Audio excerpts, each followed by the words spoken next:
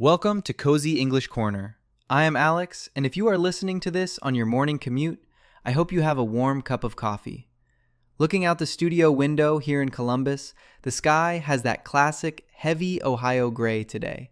Today we are talking about 3 words that seem identical but carry completely different weights in conversation: all, whole, and entire.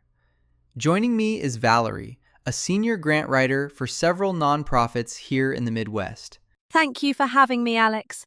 It is a bit chilly out there, but I am glad to be inside.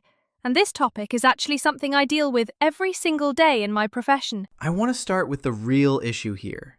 Many English learners use these 3 words interchangeably.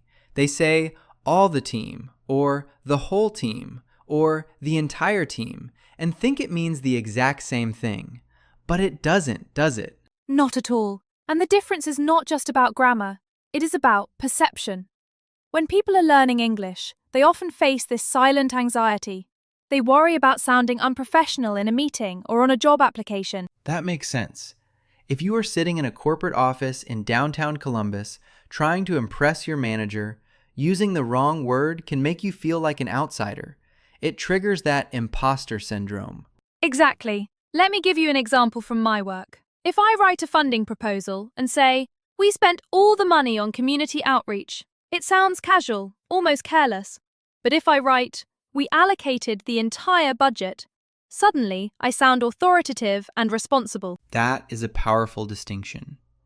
So let us break this down for our listeners to build their confidence.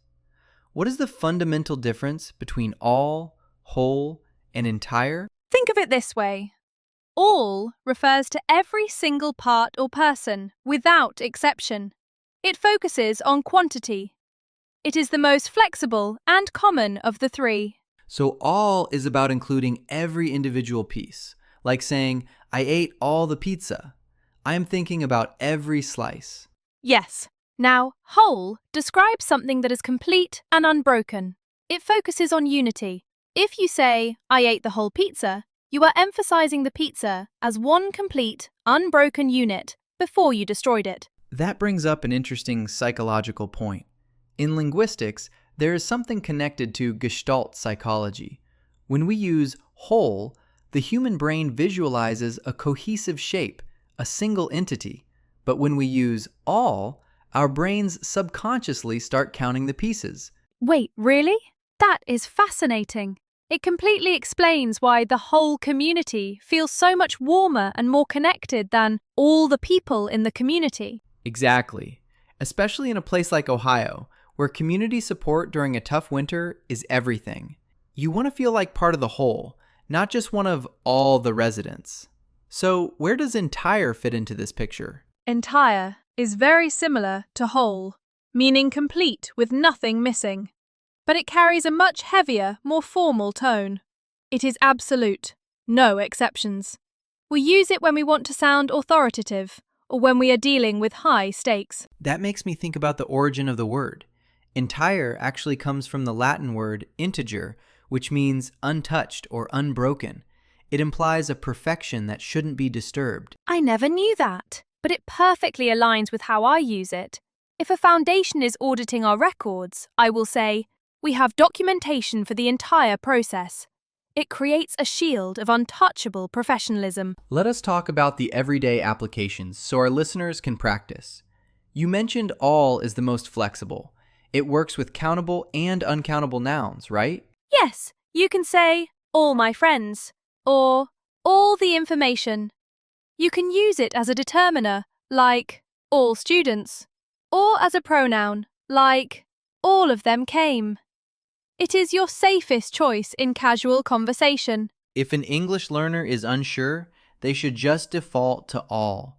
It will rarely sound incorrect. Exactly. But here is the structural trap. With all, you can say "all the students" or "all of the students." Both are fine. But with whole and entire, they act strictly as adjectives. You say "the whole team," never "the whole of the team." I hear that mistake a lot. Someone will say, "I spent the whole of the day working." It is not technically impossible in some older British texts, but in modern American English, it sounds very awkward. Right, we just say, I spent the whole day working. And that brings us to the deeper anxiety people have with time and money in conversation. When people are stressed, their language changes. I understand. Money is a very sensitive topic. A lot of families right now are dealing with credit card debt, inflation, and the cost of living just going up constantly. Yes. When someone tells me, I spent all my money on rent, it is an emotional statement. All my money implies vulnerability. They are looking at the individual dollars disappearing. If they said, I spent the entire budget on rent, it completely removes the personal emotion. That is brilliant.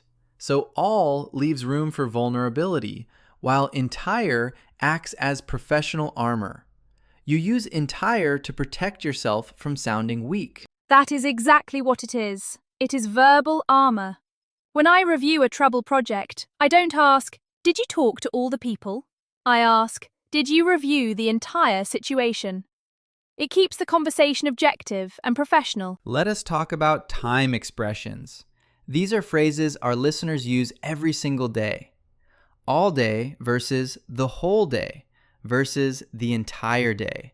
How do you navigate these? They actually follow the same emotional rules.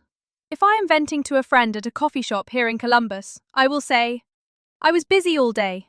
It is natural and fast. If I am exhausted and want sympathy, I will stretch it out. I work the whole day. Because whole emphasizes that unbroken unit of time, from morning until night, no breaks. Precisely.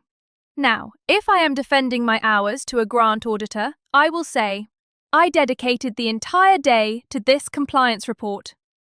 I am setting a boundary. I am telling them that my time is valuable and fully accounted for. This shows how learning a language is never just about memorizing rules. It is about learning how to exist socially in a new culture. Overusing entire in casual speech is a common mistake I notice. Oh, absolutely. Sometimes learners think entire makes them sound smarter. So they will say to a friend, I watched the entire movie last night. It feels slightly unnatural. It creates a subtle distance. Because you don't need to put on armor with a friend. You just need to say, I watched the whole movie. You want to share the experience, not submit a report on it. Exactly. Let us talk about negations, because this is another area where people stumble. Negating these words changes the meaning in very distinct ways. Right. Not all students passed means some students passed, but some failed. It implies a mixed outcome. But if you say, not the whole group agreed, it means a majority might have agreed, but the unity was broken. The focus is on the loss of that unbroken harmony. It highlights the friction. And if we say, the entire board did not support it, it sounds final. It is a polite but firm way of announcing a definitive failure. Yes, it is the language of closed doors. This reminds me of the deep insecurity people feel as they get older, especially in professional environments where younger people use very casual, fast language. That is an incredible point. The insecurity of aging in the workplace. You feel the need to prove your competence, so you might lean too heavily on formal words like entire to command respect. I see it all the time. A highly experienced professional, maybe English is their second language, feels sidelined by a 25-year-old manager, so they start using extremely stiff vocabulary. They lose their natural voice because of fear. That is heartbreaking. They think they are protecting themselves, but they are actually alienating themselves. They just need to know that saying the whole project is perfectly acceptable and often better than the entire project. Exactly. Let us discuss collocations, because this is the secret shortcut to sounding natural. Collocations are just words that naturally sit together. Yes, native speakers do not think about grammar rules during a conversation. They just rely on the muscle memory of these collocations. For example, we always say, all the time. We never say, the whole time. Unless we are talking about a specific, defined period. And we definitely never say, the entire time, unless we are complaining. Oh, that is true. You were late the entire time. It sounds so angry. Other common ones. The whole truth. You swear to tell the truth, the whole truth, and nothing but the truth.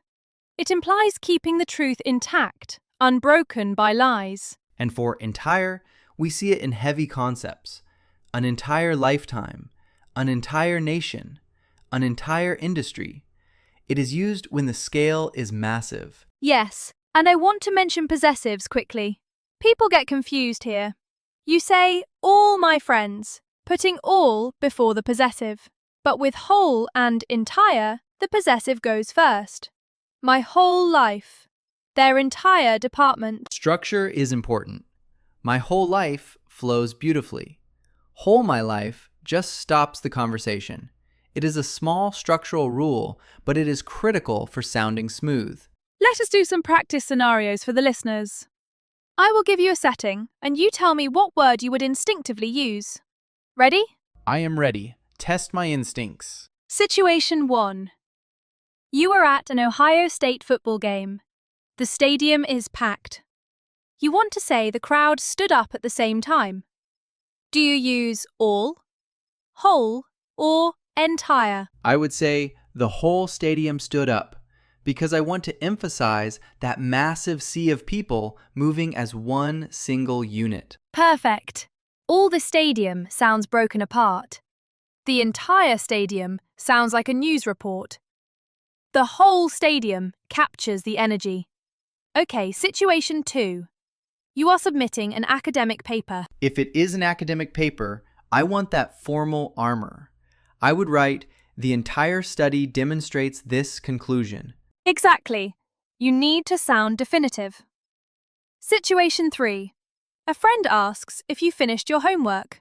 What do you say? I would just say, I did all of it. Casual, quick, no armor needed. This brings us to a beautiful realization for English learners. Fluency is not just about having a massive vocabulary. It is about emotional intelligence in choosing the right word for the room you are in. Emotional intelligence. I love that. When you realize that entire creates distance and whole creates warmth, you stop seeing grammar as a set of punishments and start seeing it as a toolkit. Yes, and for anyone listening who feels insecure about their English in a professional setting, remember this: people respect clarity above all else. You don't need complicated words, you just need intentional words. Valerie, this has been an incredibly insightful conversation. You have taken a standard grammar topic and showed us the human anxiety and strategy behind it. Thank you so much for joining me here in Columbus today. It was my pleasure, Alex. The whole experience was wonderful. Notice what I did there? I caught that. The whole experience. Warm, unified, and unbroken. Perfect usage. To our listeners, pay attention to the words you hear today. Choose them wisely. Stay cozy, keep learning, and I will see you in the next episode.